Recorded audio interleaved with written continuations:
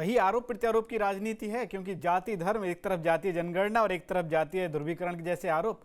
मृत्युंजय, क्या समझ में आता है संभल की जो जमीनी हकीकत है या संभल की जो सियासत है, अपने अपने तरीके से कम उसको संदर्भ व्याख्या आप किस तरह से देख रहे हैं? क्योंकि अखिलेश यादव ने जो आरोप लगाए वो सीधी सीधी एक लकीर है कि भाई हम तो खड़े हैं। मुझे साजिद इस चीज को अगर दो तरीकों से देखा जा सकता है। पहले तो ये कि हाँ, अखिलेश यादव इस मुद्दे पे पीछे हटने को तैयार नहीं है। उन्होंने अपना प्रतिनिधिमंडल भी भेजा, उसके बाद उन्होंने जो आज रिपोर्ट भी पेश कर दी, उस रिपोर्ट में कुछ खास नई बातें निकल के सामने नहीं आई है जो अखिलेश यादव पहले से कहते नहीं आ रहे हैं। हाँ। उन्होंने वो सारी बातें कही हैं जो पिछली प्रेस कॉन्फ्रेंस में कही, उनके नेता उस बात को कहने, वो सारी उसमें वही बातें हैं। उसमें कुछ ऐसा आउट ऑफ द बॉक्स निकल के नहीं आया जो सबको चौंका दे। लेकिन बात है कि अब आज ही आप देख लीजिए, मिल्कीपुर की डेट भी, मिल्कीपुर में जो उपचुनाव होगा उसकी तारीख भी आज ही, उसकी तारीख का ऐलान भी आज ही हुआ है। तो ये टाइमिंग को लेकर भी मुझे लगता है कि एक बड़ा कोइंसिडेंस या इत्तेफाक कह लीजिए, कुछ भी कह लीजिए, कि टाइमिंग भी बहुत इंपॉर्टेंट है। दूसरी चीज के अखिलेश यादव उस मुद्दे को भुनाए रखना चाहते हैं। संभल सबको पता है कि मुस्लिम बहुल इलाका है और मिल्कीपुर में भी मुस्लिम मतदाताओं की अच्छी खासी तादाद है। तो संभल का जो मैसेज है वो मिल्कीपुर तक जाना चाहिए, ऐसा अखिलेश यादव का उनकी कोशिश इस तरीके की है। और बीजेपी के प्रवक्ता ने, मैं एक चीज आज किसी भी जिस भी दल की किसी भी राज्य में सरकार है, मैं जैसे कहते हैं कि हमने बीजेपी के प्रवक्ता कह रहे थे कि हमारी सड़कों पर ये भी चलते हैं वो भी चलते हैं। अरे सरकार का काम होता है, सरकार का काम है तो वो सबको बराबर रख के चलेगी। सरकार कोई निराला काम नहीं कर रही है उसमें। सरकार अगर सड़क बना रही है तो उस पर हर वर्ग का व्यक्ति चलेगा, क्योंकि सरकार का काम है सबको समान रूप से देखना। अगर आरोप लगते हैं तो वो अलग की बात है, लेकिन हर बार ये कहने की जरूरत नहीं पड़नी चाहिए कि हम ये कर रहे हैं, हम वो कर रहे हैं। अगर आप कर रहे हैं तो सबको दिख ही जाएगा। बिल्कुल। अनिल जी, एक टाइमिंग को लेकर जो बार बार सवाल उठा, पता था कि आज दोपहर में एक ऐलान होने वाला है उपचुनाव को लेकर, दिल्ली का तो होना ही था, लेकिन शायद अखिलेश यादव जी या उनकी टीम के लोग इसको चीज़ों को समझ रहे थे। और होता है ना, प्रतीक का, संदेश का बड़ा महत्व होता है। उन्होंने पूरी उस टीम को अपने साथ रखा तो संभल गए थे, और एक एक सारी घटनाओं को लेकर उन्होंने सिलसिलेवार तरीके से सारे आरोप जो लगाए। आप भी समझ रहे हैं कि ये इसका कोई एक मिल्कीपुर कनेक्शन है? पूरे उत्तर प्रदेश का कनेक्शन साजिद जी। आप देखिए पिछले जो उपचुनाव हुए उसमें सपा को जो सफलता की उम्मीद थी वो नहीं मिली उसको।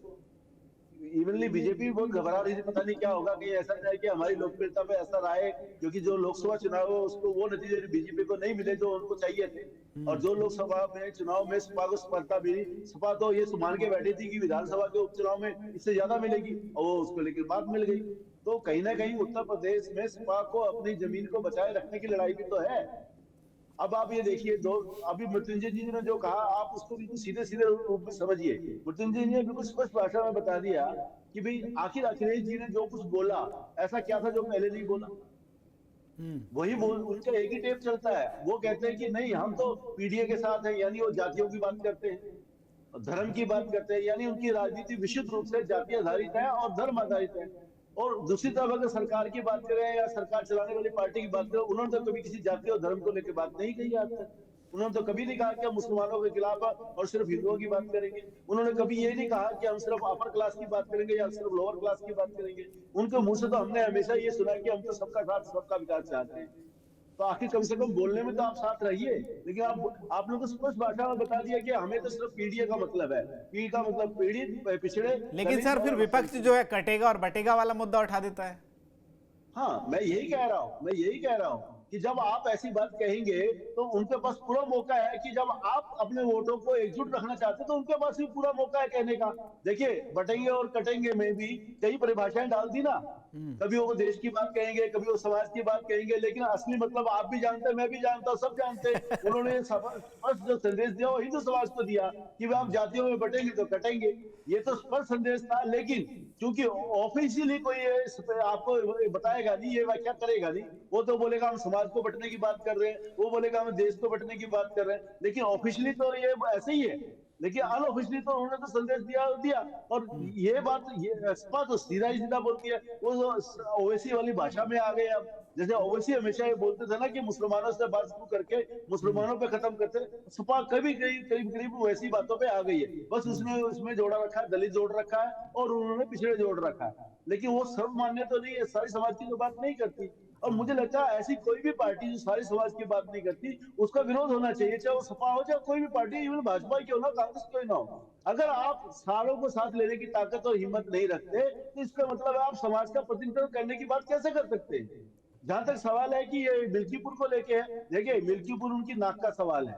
Ayodhya seat, Faizabad seat Bharatiya Janata party हारी है लोकसभा में, मिल्कीपुर उनमें से एक सीट है, मिल्कीपुर उनके पास सीट थी। अगर ये भी हारती है तो उसको 2027 की चिंता सताने लगी, वो आज भी सता रही है, इसके बाद भी सताएगी, लेकिन 2027 का इफेक्ट कैसा जाएगा ये मिल्कीपुर से उनको लगने लगा है। और पहले वो जो मिल्कीपुर को मांग के बैठे थे सपा की ये सीट तो हम हरा में आंख बंद करके बिना इलेक्शन में जाए भी जीत लेंगे, अब उसको लग रहा है ऐसा नहीं है, इसको जीतना भी आसान नहीं है और हो सकता है कि कुछ गड़बड़ ना हो जाए। तो चिंता तो स्वाभाविक है अखिलेश जी को।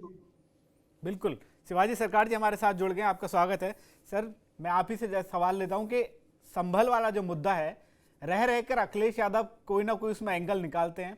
आज फिर उन्होंने पीसी की और तमाम आरोप सरकार पर लगाए, वर्शिप एक्ट का उन्होंने मामला उठाया, सर्वे को लेकर कहा कि भाई बहुत जल्दबाजी में एक पक्ष को बिना सुने सारी चीज़ें हो गई, हिंसा और हत्या वहाँ जो हुई उसको लेकर भी उन्होंने सीधे सीधे सरकार पर आरोप लगा दिए। आपसे सर जानना ही चाह रहा था कि क्या संभल का जो मुद्दा है वो उत्तर प्रदेश की सियासत के लिए एक बड़ा मामला बन गया है, या कोई भी दल चाहे वो बीजेपी हो वो अपने तरीके से वहाँ मंदिर, सर्वे, खुदाई इन सबको लेकर जिंदा रखना चाहती है, और समाजवादी पार्टी चाहे वो मुस्लिम एंगल हो चाहे वो पीड़ितों के वाले मामले के जरिए हो या सरकार प्रशासन को खड़गरे में खड़े करने के लिए। आप समझ रहे हैं कि संभल के मुद्दे को दोनों ही दल या तमाम सियासी दल चाहते हैं कि कम से कम माहौल गर्मा रहे? नहीं, देखिए माहौल गरमाने का तो एक सामान्य प्रक्रिया है जी, उसमें तो कोई शक नहीं है कि माहौल गरमाएगा नहीं, क्योंकि आजकल एक पैटर्न दूसरा हो गया है जी। पहले चुनाव महीने भर का होता था, 1.5 महीने का होता था और उस दौरान सारी कैंपेनिंग होती थी। अब तो लगातार हर कोई जो है, हर पार्टी जो है वो चुनाव में ही लगी रहती है और लगातार चुनाव ही जो है सभी पार्टीज का एम होता है। तो ये एक समस्या जो है पूरे पॉलिटिकल फ्रेमवर्क में आ चुका है। तो उसमें अखिलेश यादव जो कर रहे हैं वो भी चुनाव के लिए कर रहे हैं जी, और उनके विरोधी जो हैं वो भी चुनाव के लिए कर रहे हैं।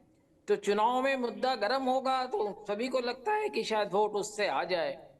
मैं समझता हूँ ये जो है एक चीज, ये एक बहुत गलत बात है कि सारी चीजें हम चुनाव के लिए करें, चाहे सत्ता पक्ष हो चाहे विपक्ष हो। चुनाव के अलावा भी चीजें होती है। संभल में सारे ही लोग न तो दंगाई हैं, न सारे ही लोग मंदिर और मस्जिद खोदने के लिए बैठे हुए हैं। तो ये समन्वय जब तक नहीं होगा तब तक जो है इस तरह की चीजें चलती रहेंगी और उसको कोई रोक नहीं सकता है। राजनीतिक दलों के साथ समस्या ये हो गई है कि अगर देखें जो खास मुद्दे जो हैं उन मुद्दों को कोई एड्रेस नहीं कर पा रहा है।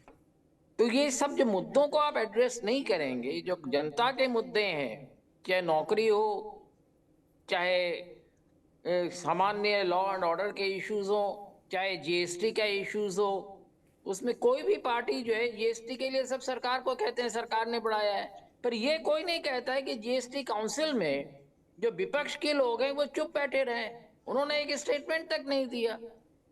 तो ये राजनीति सिर्फ राजनीति के लिए जब अब किया जाता है तो संभल की जो चीज जो हो रही है उसमें सर्वे करना, बार बार उसको निकालना और ये चीजें निकल रही है, वो चीजें निकल के आ रही है, सब करना, कब निकल के आ भी जाए अब क्या कर लेंगे उसका?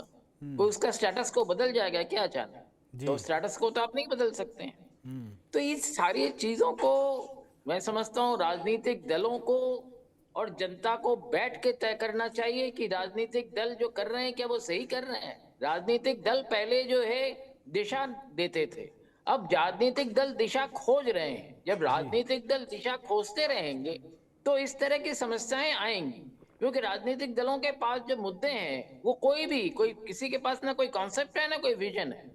तो कॉन्सेप्ट और विजन की राजनीति जब नहीं होगी तो ये जो चीजें हो रही है तो वो होती रहेगी। महंगाई की बात करते हैं पर महंगाई पर कोई बोलता नहीं, वो सब चीजें अलग हैं। जब धार्मिक धार्मिक आंच पे मुद्दे पकने लगे तो फिर वो सारे मुद्दे कहीं पीछे छूट जाते हैं। जो देश बिल्कुल ही और तमाम चीजों से जुड़े धार्मिक होते हैं। मुद्दों को बढ़ा दो और जी उसके बाद अनिल जी, एक मामला बार बार वक्फ की जमीन और वक्फ के बवाल को लेकर भी आता है। कुंभ से लेकर संभल तक वो वक्फ वाला मामला बड़ा तेजी से वो कर रहा है। वहां भी किसी ने दावा कर दिया कि साहब 54-55 बीघा जमीन वक्फ की है, और यहाँ जो चौकी वाला मामला है उसको भी लेकर बवाल चला। तो क्या इस पर भी आपको लग रहा है कि बीजेपी एक जगह तो कहीं ना कहीं फंसी हुई है? सुप्रीम कोर्ट में जो सुनवाई चल रही है वहां अगर सही तरीके से उन्होंने अपनी एक लाइन नहीं खींची और अपना हलफनामा नहीं दिया, तब तो मामला फंस जाएगा, क्योंकि बार बार वो टाइम लेते रहे। जब जब कोर्ट ने पूछा कि भाई आप अपनी राय बता दीजिए। हाजी जी, नहीं, आपका ये कहना बड़े सही मजेदार है। सवाल किया आपने। मेरे से सवाल है? जी जी जी। हाँ, मैं कह रहा हूँ ये बड़ा अच्छा सवाल किया आपने। जो देश की आज की मौजूदा हालात है, मौजूदा स्थिति है, और जो वक्त है, जो अमेंडमेंट बिल आया हुआ है वो भी इसके साथ है।